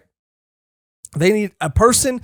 They need some sort of mythical, animal, because it's about Earth, right? Mm-hmm. It's about Earth. It's about ancient history. It's about maybe even nature. And our connection to all of that, our connection with all of that, right? So I think Momonosuke, who knows? He said he's gonna have a little chit chat with the elephant. So I don't know if it's Shirahoshi and the Neptunians, the Sea Kings. It's Momonosuke and the elephant, and then they have to they play a part in another ancient weapon. But I think all of this stuff, everything, all of it is starting to feel like what it is it's like ancestry, it's history, it's oh yeah, it's for nature, sure, it's nature, Yeah, that's why, I mean, it's so it's like, Goldie Roger was the only one to find the know where the One Piece is, end up going to Raftel, of course, because he was able to have that ability to hear all of the living things. All the things leading him there. It's nature, if you respect nature, nature respects you. Yeah. And gives you the tools to be, I don't know, that's because we're all connected. One piece. We're all one piece. Because they know who's greedy. Right. Yeah. So that's when we find out long ago the elephant committed a crime and has only been allowed to walk. And Momo finally gives the command, and the elephant wipes out Jack's fleet pretty easily. This was so sick. I mean, this thing is huge. He's like, bigger than a city. Okay. And again, destruction on the level of what I would assume an ancient weapon to be. If we find out later that elephant is an ancient weapon or something, or maybe there's something under the city that comes out, I mean, I just wouldn't be surprised. It's people manning it. It's not a real elephant. There's people inside the elephant manning it. What's a real elephant? It's a machine. But, I mean, look at all the way back to Laboon and there being a whole facility inside of Laboon. I know. You know what I mean? Like, that's an interesting theory, too. Maybe there is something inside of this thing. It's old. And what's his name? The doctor did that. The doctor did that to Laboon, and like put it, like I said, a whole like facility inside. Like had a little kick it spot inside. Spot, yeah. Smoke, shack. Yeah, a little smoke shack. He opened up a little barbecue spot in there. A little seafood restaurant in there. But I'm just saying, like, it wouldn't surprise me. Like, just think about all that stuff. Think about all that stuff. That's what I'm thinking about, at least. Now, here's another really interesting thing. So, it cuts to Kaido receiving a message from a Snail transponder. And this Snail transponder looked a lot like, Snail transponders look a lot like the people who use them, right? Like Law's looks a little like Law, Luffy's looks a little like Luffy. There's other ones too, but this one looks a lot like Apu's transponder because he's got the little piano teeth. He's got the little piano teeth. And there was one other thing that gave it away that made it, but he does have horns on it too at the same time. But this leads me to believe because Apu is in an alliance with Kid, but then we see Kid kidnapped, beaten up and in a cage. So I think just like, we assume that the worst generation are going to want to go against the old ways. But just like Capone teamed up with Big Mom, maybe Apu betrayed Kid and teamed up with Kaido. Maybe he wasn't like, he didn't agree with what he was doing or something because. Or was just, like using him. Yeah, for sure. And just wants power himself or just wants that position himself. Yeah. This is when everything is kind of resolved and Momonosuke says that he's going to stay and he's going to talk with Zunesha, the being that has lived for a millennia. So I think we're going to check back in with Momonosuke later when we get to Wano, and he's going to reveal some crazy shit that he discovered during this conversation. This is, like you said, a being that has existed during the void in history and knows many things, and is going to divulge them to Momonosuke in some way. We're going to find out later when we get to Wano. I believe it just has to be it. So basically, where everybody is at is Luffy and Peacoms, and we find out some other people are going too. Nami, Brooke, a Stowaway, Pedro. They're all going to Whole Cake Island. Cat Viper's going to look for Marco the Phoenix. Zoro, Law, Kinemon, Kanjiro, they're going to Wano. Zoro and Law. Of course, Zoro's like, yeah, I don't really care about saving Sanji. I'm going to fucking Wano with this other samurai. Are you kidding me? Of course. That was kind of shocking to me. It means we're not going to get Zoro for all of Whole Cake Island, which is kind of crazy. And we're not going to get any more Law for a while, and it's just kind of sad. But it's going to be, Whole Cake Island is going to be great, and I think it's going to be giving time to characters that we really need to be spending time with. Oh yeah, for sure. And I'm just so excited. I think that it's going to be really interesting to see Sanji have to turn down a woman that wants to be with him. Yeah, we'll see how that plays out. Because it's going to be the hardest thing he's ever had to do. And especially we get that panel at the end with, how, he sees Charlotte, he sees Pudding for the first time, and he's like, oh, I was like, Sanji's done. Sanji's done. He's done. And even Zoro's like, yeah, he's probably like loving the fact that he's going to be married, like loving the fact that this is happening to him. Yeah. But we'll see. Something else to note, Nami gets a new climate baton. Finally, your girl gets a climate baton. Again, the GOAT, the S-tier straw hat, Usopp himself, has put together this new climate baton. And I think he said Frankie helped him out a little bit with it too. I could be wrong about that, but for sure Usopp put together this new climate baton. So Nami gets a little bit of an upgrade, and everybody else says, we shall await you in Wano. There's this panel with so many people, and that's when you just knowing that Wano is the next saga, the next big arc, or part of the Four Emperor saga or whatever.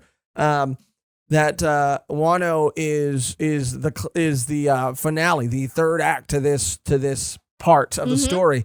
And Carrot's on the Thousand Sunny. And Carrot stowed away. Yeah. Mm-hmm. And they also implied that Pedro and Picom have a little bit of some history. So I'm a little interested to see what that's all about too. Yeah. But like you mentioned too, that's where we cut to Vivi. We see Cobra, who's looking a little in poor health, but is adamantly really wanting to go to the Reverie because he says ever since I met Nico Robin, I've had some questions for the government. We also, big huge reveal, see Sabo's brother, King Stelly. Oh yeah. Yeah. Sabo's brother is looking out the window. I was wondering, I was like, who the fuck is Stelly? Oh my god. Sabo's brother. Yeah. Caca head. Coconut caca head.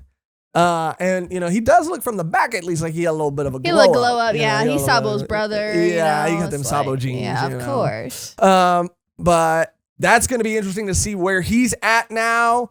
And, everybody's heading to the Reverie. We also see like Wapple. We see Dalton and Kariha. We see Viola. Obviously King Riku, Elizabello, and Shirahoshi.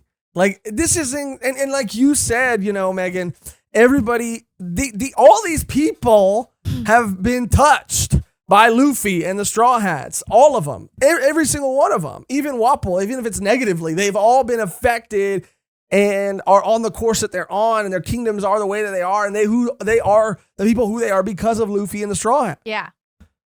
This man is changing the world. And that's how you change the world. Change the world one person at a time. One person piece at a time. One person piece at a time. Like you said, Carrot snuck on board, and we find out on the Sunny via the newspaper that the Revolutionary Army HQ is in utter ruin. Annihilated. But that there are no casualties reported. Mm-hmm. Or deaths. Oh, I guess deaths, and I associate the two. I think they're not the same. They're not. But I don't know why I always think casualties, fatalities. And that's why you're here, Mehgan. To correct me when I'm usually wrong. So, and again, this is that moment mirrored again where Luffy is more concerned about Sabo, but also sees Dragon for the first time, or seems to see a picture of him for the first time. He's which like, is I don't a really even crazy look like moment. Him. And that's when we find out that Blackbeard was the one who obviously showed up and was the reason for the chaos, but that he also clashed with Cypher Pole before fleeing, which means that him and Lucci got into it a little bit.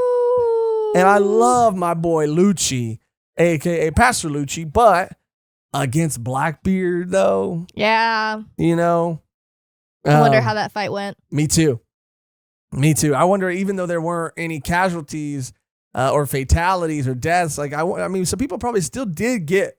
They got roughed up a little bit. They just weren't there to be counted. Exactly. They dipped.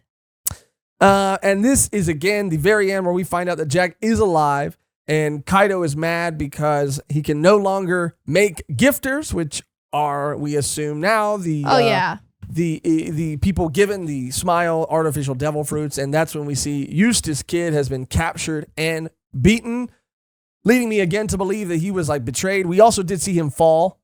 Yeah. Fell through the earth right by Kid. So maybe out of fear, Apu switched sides or pledged his allegiance, and Kid was or like, no, he fuck just that. wasn't strong enough to go against Kaido. No, yeah, for sure. Yeah. And Kid was like, no, fuck that. And he tried, and he got his ass handed to him. Of course. That's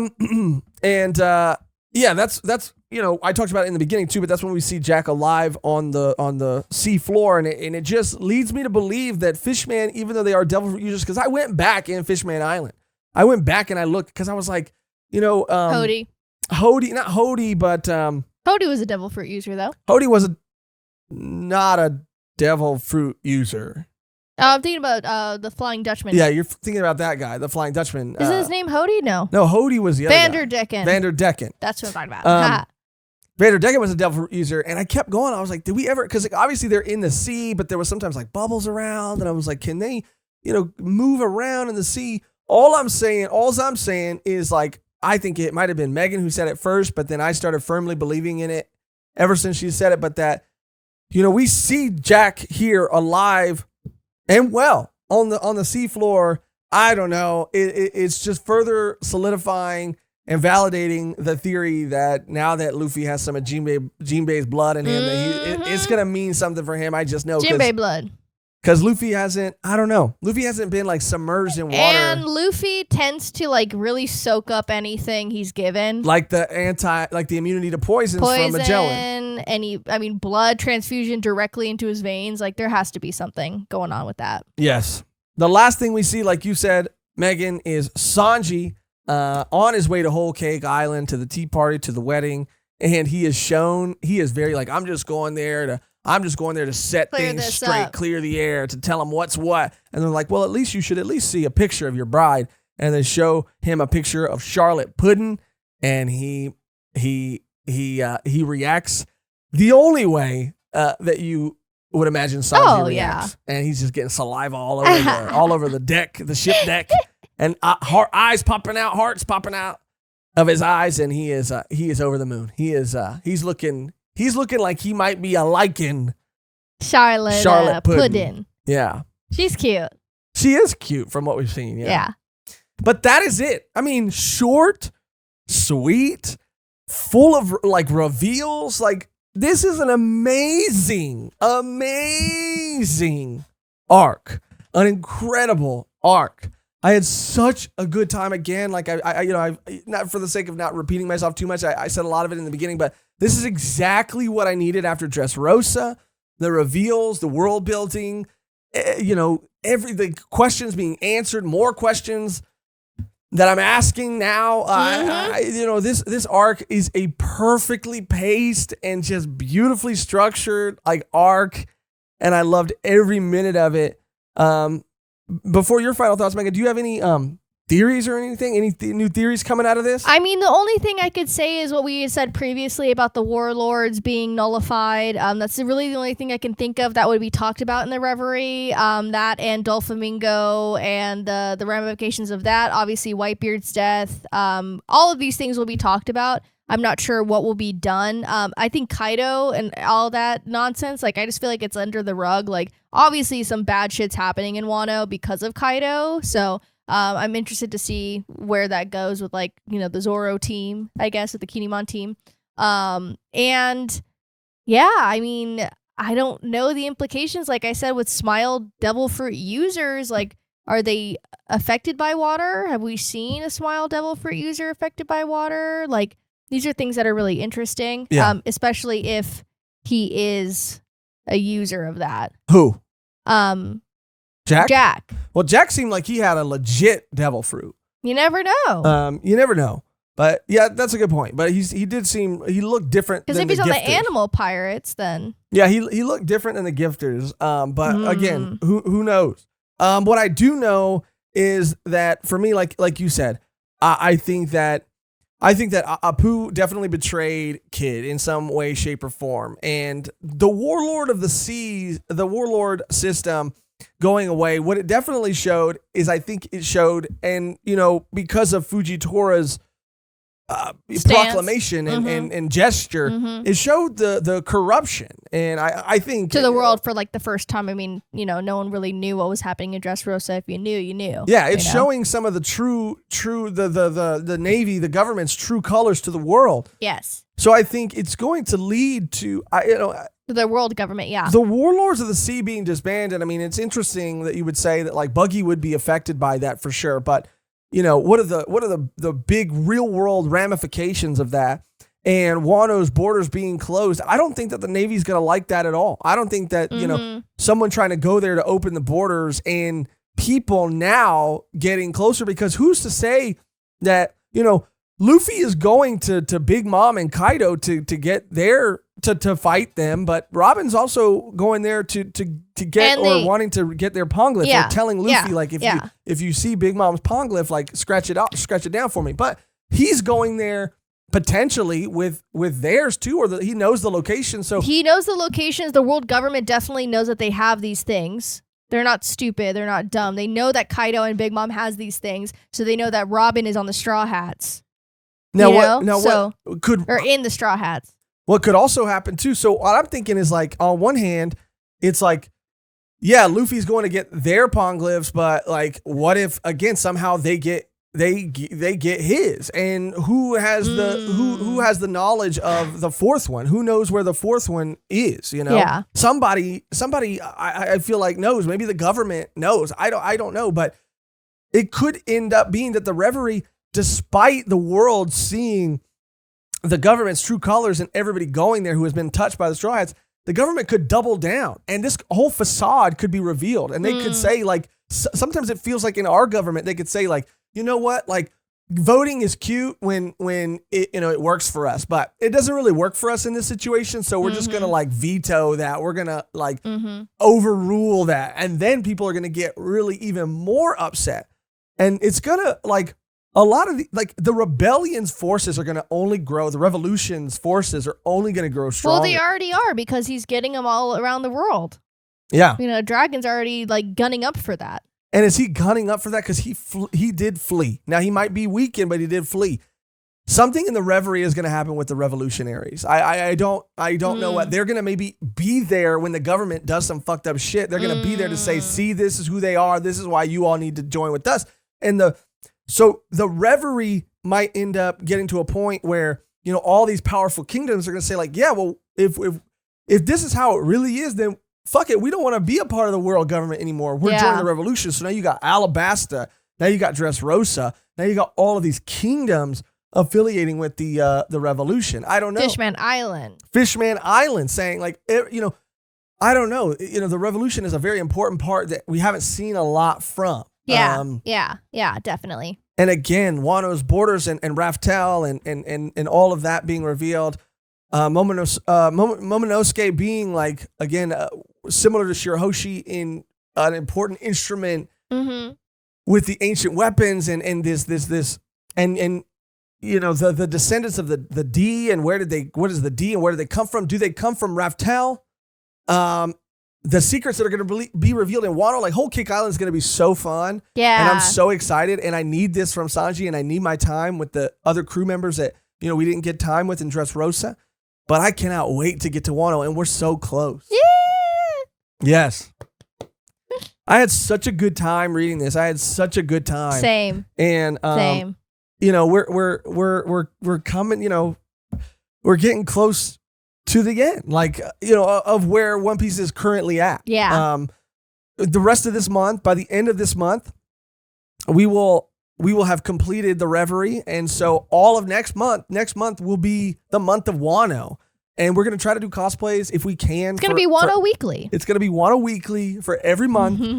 For the every whole month. Every month for that whole month. And we're going to try to do cosplay every episode if we can. And we're really going to try to put our whole you-know-what into the Wano month and just make it a spectacle. A couple things we're going to just say here at the end. Make sure to let us know when we get into Wano, and as we you know, get farther or get closer to that point, let us know without spoilers what episodes you want to see us react to, specific episode numbers, and what chapters they sort of coincide with. And the anime. Yeah, in the anime that we should react to, because we want to do some of those. And characters too. Some more character cosplay recommendations. We also just uploaded an Amazon wish list. I tweeted it. We're gonna put it on our community page too. It's in our Discord. We're gonna start posting just like, you know, like items that you know, we would need for cosplays. Not all of them are gonna be on Amazon, of course, but some of the items that we could use to make some will be on there. So if you're interested in that, it's up now. And I don't know if anything's in there as of right now, as of this recording, but there should be some stuff. Yeah, we're going to be updating that list too. So, you know, if you check in once, you know, check in again, you know, there might be some new stuff there. But it's just a way to, you know, really just help us out, because cosplay ain't cheap, and, you know, we don't want to sacrifice the quality. So if anybody in our community is willing to help, we greatly appreciate that help. And some people have already kind of bought some stuff and helped us out with some stuff. So I mean, it's looking like it's going to be a pretty dope couple of couple of One Piece episodes coming up. And yeah, make sure to check that out and just get ready because it's going down. Like it's going all the way down, and we're going to Whole Cake Island, the Reverie, and then Wano. Like I said, I can't wait. Thank you guys for being here. No matter at what point during this journey you hopped on board, but thank you for just being. Thank you for just being here, and thank you for just rocking with us and hanging with us. You have made this experience 10 times more enjoyable, and One Piece has slowly become, I think, both of one of our favorite anime and manga of all time. Yeah. And we're not just saying that. And we're not just saying that. I wouldn't be dressed like a freaking bunny right now. Mehgan is dying. I'm not dying. Well, I mean, it can't be the most comfortable. This is my true form now. I'm converting. You're going to wear it every episode then? Yeah. Okay, hold her to it. Okay. But that is it for another One Piece episode. Zou Arc complete. We're not done yet, though. Before we go, we have to shout out and we have to thank our wonderful, our beautiful, our amazing Patreon and YouTube members. Let's go. Couple things real quick. Our Patreon and YouTube members, you guys mean the absolute world to us. Your support means the absolute world to us, to both of us. It blows us away that you choose to support us of your own free will. I mean this from the bottom of my heart. We wouldn't be able to do this shit without you. I don't care how many YouTubers say that. I don't care how many channels say that. We legitimately, where we're at currently in our lives and just at this place, like we lean on our Patreon and YouTube members so much to make this show and to maintain the production quality of this show. You play an instrumental part in all of it, not just the cosplays, but the equipment and the time it takes for us to dedicate to make these episodes as best we can. It's all because of you. We could not do this without you. We are consistently and constantly blown away by your support. I mean it. We love you guys from the bottom of our heart. We love you guys and just want to thank you so much. Thank you. Can't say that enough. I also want to say, if you would like to become a Patreon or YouTube member, all you got to do to become a Patreon member is go to patreon.com/volume1pod. To become a YouTube member, all you got to do is click join on any of our videos. It'll be right there by the subscribed button. You should be able to see it right down there somewhere. You can click join. And we just added new emotes on our YouTube channel member thing. You can just like have like emojis, kind of like the same thing as Discord. They're so funny. Yeah, we updated them, and we are nine YouTube members away from unlocking 16 more emoji slots, emote slots. And it's so fun to see people, like in the chat or in the YouTube comments. Even in comments, you can use them. Even the comments, you can use them. Just like, in the live episodes, like just seeing little like Volume 1-chan or just using these like funny. Oh, I took Volume 1-chan out. For now, until we get access to the 16 other slots. Sorry about that. I just wanted to make not room. Volume 1-chan. But we got my Bon Clay. We got Pastor Lucci's in there now. We got Kaneki Ken Mehgan, which is hilarious. We got a Casca. I mean, we got a lot. Like we got me as we got so many. We got so many fun, crazy emotes, and it's a cool way to still be able to use the cosplays that we've done, as emotes for immortalize the channel. Immortalize them. Immortalize them. So yeah, if you become a YouTube member, and again, we are 9 memberships away from unlocking 16 more slots. And again, that's just going to make things so much more fun in the comments and in the chat that we do. Every Wednesday we go live for our community live, so you can use them in there. But Patreon or YouTube member, you get early access to all of our episodes and access to our exclusive bonus Patreon podcast, Volume 1 Extra, that we upload bi-monthly currently. So yeah, all of that available at the lowest tier on both places. And again, if you want to become a Patreon member, patreon.com/volume1pod. And to become a YouTube member, click join on this video, somewhere by the subscribe button. But if you're at a point or place in your life where you cannot support financially, or you just flat out don't want to, please do not feel bad or don't worry. There are plenty of other ways that you can show your support, and they mean just as much and matter just as much to us. And you can do these things for absolutely free. And Mehgan will tell you all about those things now. Yes. if you spent all your money on vegetables and you Okay. have no more money to spare, don't worry, don't even fret. All you got to do is comment, like, subscribe, share our videos. These are all free things that do help us out so much. If you can't support us financially, don't even worry about it. These things matter just as much. You can comment a comment, like a video, share a video to another One Piece fan, and they do help us out so much. You can comment a comment, a period, an algorithm gang, and become gang affiliate with Volume 1. And these are all things that help out our algorithm and all that stuff. And I know every YouTuber says it, like Josh said, about the support, but it does mean the world to us. Yes. View duration, sharing, like, even checking out some of our merch at the bottom. You can see it like on our page, our channel page, or at the bottom of this video. Like, there are so many ways to show your support, and literally any and all ways. Just like I said, by being here to the very end helps. Any and all ways that you choose to show your support mean the absolute world to us. We cannot thank you enough. But that is gonna do it for another Done Piece episode. Yay. The only thing left to do now is to get out of here on our outro that is always the same and never changes, which today is... It was so good! Let's Zou. I like you said that. I like that. It was so good. This arc was so good. This arc was so good. This arc was so good. I like that, Megan. I like that. Thank you. I like that. You want one more high five before we end the episode? All right, sick. Hell yeah. All right. Thank you for watching. Thank you for listening. And until next time, this arc was so good. That was an impeccable story, characters. Beautiful characters. Oh, very 10 out of 10. Well,